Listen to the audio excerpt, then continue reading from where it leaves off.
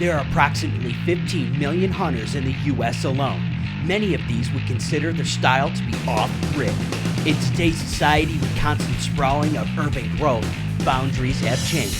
Off-grid has changed. Welcome to Anaconda, Montana. Sitting smack dab in the middle of the Continental Divide, it is covered with some of the most beautiful mountains and terrain. This area of Montana also has some of the largest variety of animals in the U.S. We are here to see Joe Boyer. When he's not running his business for landscaping, he is off in the mountains, off-grid for months. He is our next target to crash his party and get an inside look of his off-grid taste. From thousands of requests, we've handpicked individual hunters to invade their personal space and to find out how they get off-grid. Are these guys truly badasses? In order to do this right, we pulled in someone who really knows. Meet host Tim Burnett. This guy eats fear for breakfast. Tim has made a career out of hunting alone. This guy sleeps more nights on the ground than most people do on their own bed. Known for hunting and fishing alone, many consider Tim to be OG solo hunter. And I'm Mark Ballestero, a comic, TV personality, and a jiu-jitsu fighter from New York. I've been producing TV for over 6 years. Many like to say that I'm a wild jokester, and I guess you could say I like the lighter side of things. Together, we hit the road to see what defines an off-grid hunter. But there's a catch. It's not going to be easy. We're going to jump into their shoes for the day and get an inside look of their different backwoods city lives. We are here to see if they really are an off-grid hunter.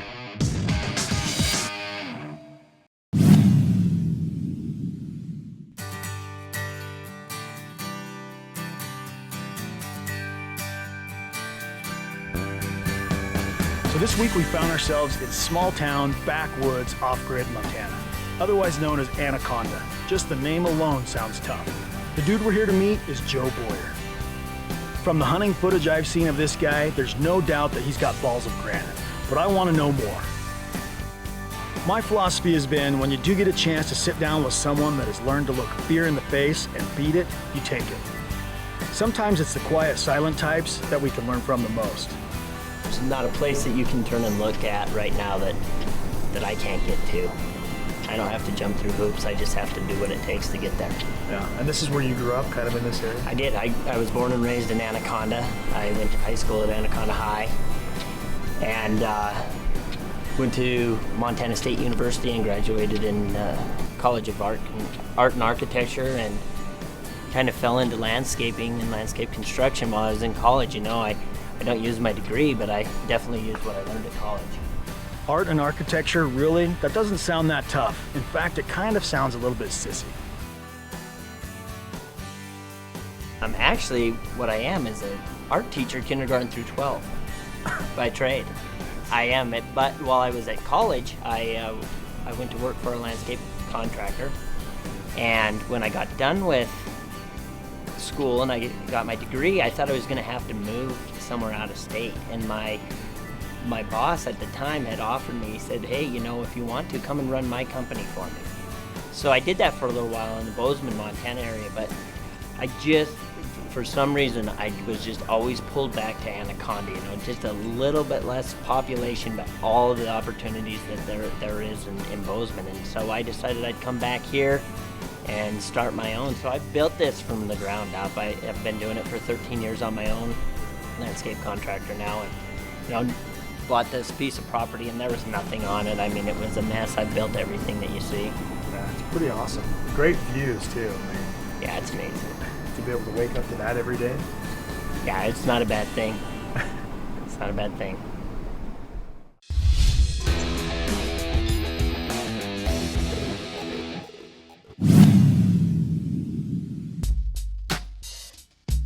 This segment of Off-Grid Hunter is brought to you by Random Gear, the makers of Solo Hunter rifle covers.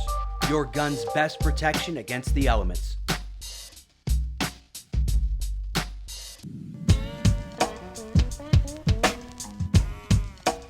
I'm lucky with what I do, the way this season falls. You know, we amp down with landscaping about the time that hunting season starts, so it's nothing for me to spend. You know, by the time I go to Alaska, come back to Montana and hunt, it's nothing for me to go 80 days straight of hunting. Less the couple plane rides that I have to take to and from, but usually I hit the ground here from Alaska, and the next morning where it's time to go chase elk. So it's like go, go, go. 80 or 90 days hunting in the fall alone, that's pretty hardcore. I think if it were up to me and I could get away with it, I would just be in Alaska. But some hunts in this part of the country can be almost as tough.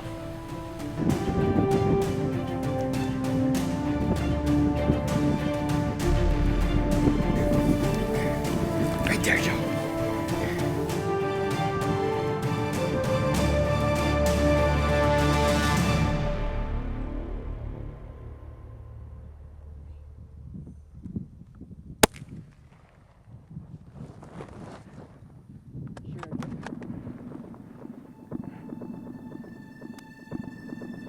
After missing their shot at this big buck, the pair have met up with Joe's dad, Fred Boyer, and are putting a stalk on yet another great whitetail.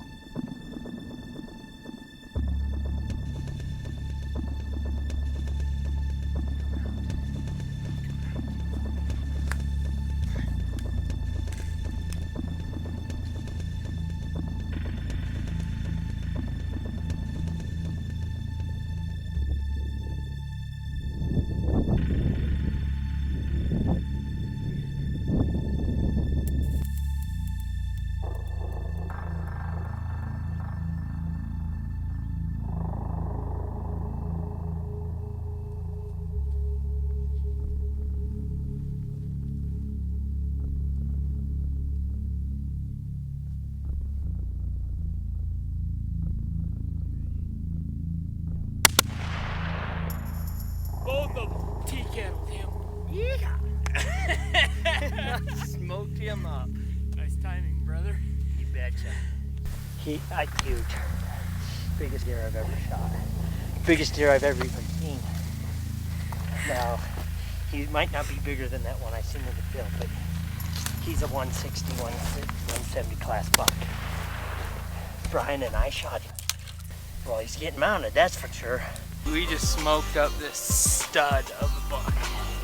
Just a complete stud. He got pounded. Brian and my dad spotted him about, what, 9 in the morning? Yeah, this morning. Could have taken a shot from 485 yards. He was there broadside, but we decided we'd get a little bit closer. And we waited on him the rest of the day. He is a toad.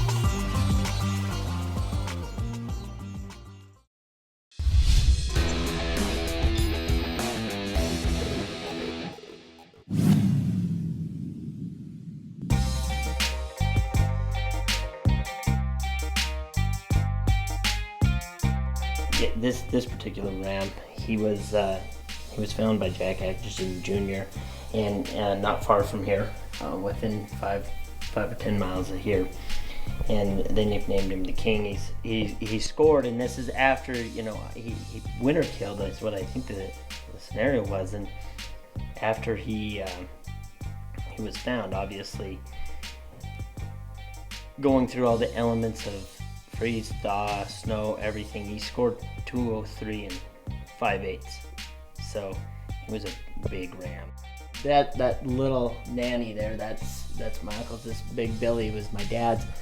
Actually, was probably about 5 years old when he shot that Billy, and his hunting partner almost got killed on that trip. He went off of a cliff, and Dad had to rappel him and haul him out of there. Then went and retrieved the goat the next day. Kudu obviously came from Africa. This big bull was a late season hunt by Gardner, Montana. He's a big old bull. And Gamsbach. This is the brown bear that Dad and I got on the peninsula 3 years ago. It was kind of a cool hunt. It was a tough deal because we had been, I think we killed this bear. We had been out actually in the elements for like 46 days. Hunting in the backcountry of Alaska can be brutal. The remote access alone is enough to drive a small sense of fear into even the hardiest of men. Joe Boyer has spent a good part of his lifetime coming to know the game that Alaska plays and learning to put his trust into the hands of God. If you show up in Alaska unprepared, thinking that it's just like any other wilderness hunt in the lower 48, then the chances are that you're in for a pretty brutal awakening. There is a good reason why it is law in Alaska to hunt brown bears with a guide. These big bears are not a creature of reason, but of reaction. Joe has spent the better part of September guiding hunters after world-class Alaskan moose. He knows what it takes to show his client a good time, but more importantly, he knows how to keep them alive.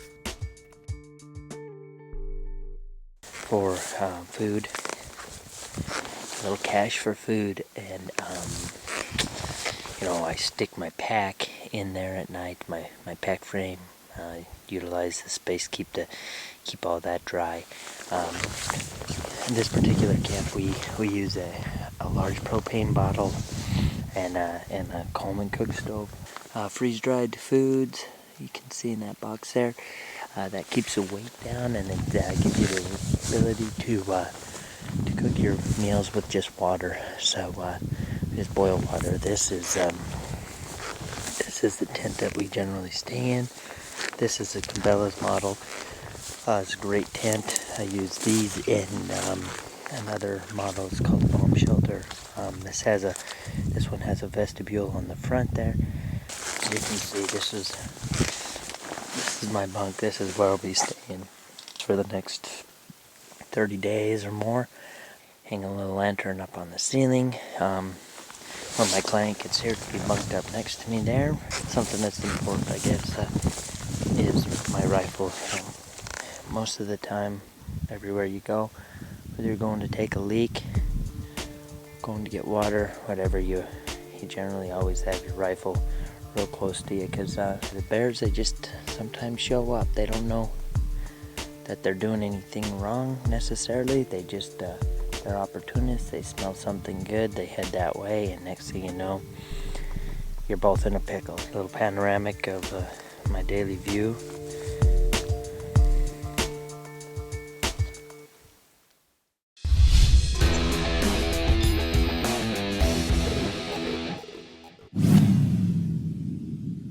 This segment of Off-Grid Hunter is brought to you by G5, designed to hunt. Prime, accuracy is everything. MOA Rifles, the evolution of long-range hunting. Random Gear, the makers of Solo Hunter rifle covers. Outdoor Edge, quality knives and tools for all of your outdoor adventures.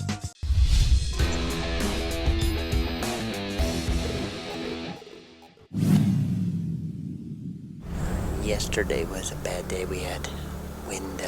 Wasn't a bad day, it just was a bad spotting day because the wind was blowing right up into that valley that I've been spotting those bears and videoing those bears out of.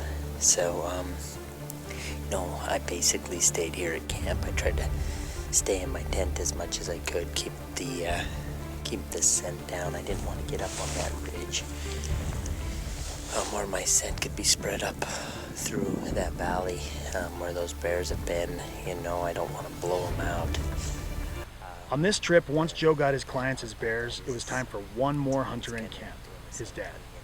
And it's really hard to be disciplined enough not to go up there and try to look around and see if the bears are there or whatnot. I can't help but think, shoot, what if they smelled us already and the hunt hasn't even started? They could be blown out of there already just because of where our camp's at. But you learn in Alaska, control the things you can and accept the things you can't, and that's one thing we can't control, is wind. So that's our man. That's the one we're after. It's been 2 days since I seen him, but he's a long ways off right now. I'm gonna guess him at about 2 miles away. But I've got a spotting scope on him, and that's who we want. I can't take this. It's pretty sweet, isn't it? I'm shaking. That's how you know you're here. You'll never forget the first one you see.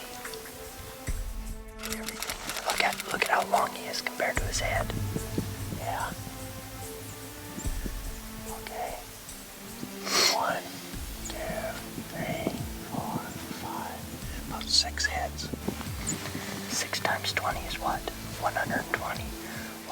20 divided by 12 is what? 10. There you go. Solo hunters, baby. Right there. He's working his way away from camp. So that's the good thing.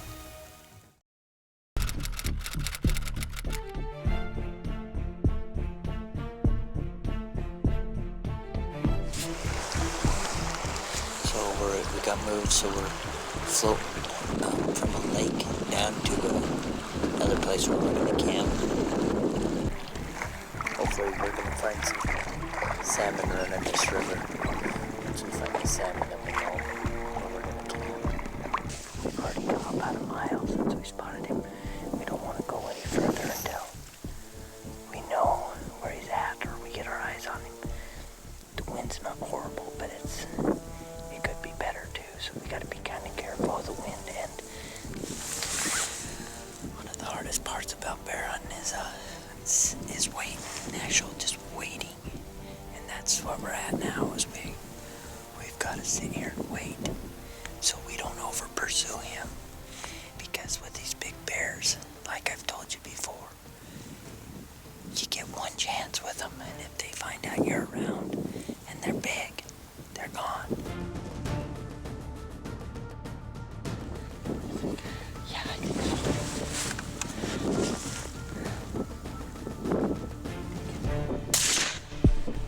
Shot. Ready. Nice shot. Just be ready. Yeah.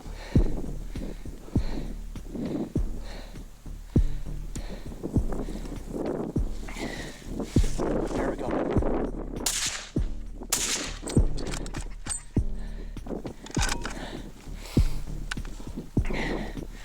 Nice shot. Yeah. Come on in. Here we go. Be ready.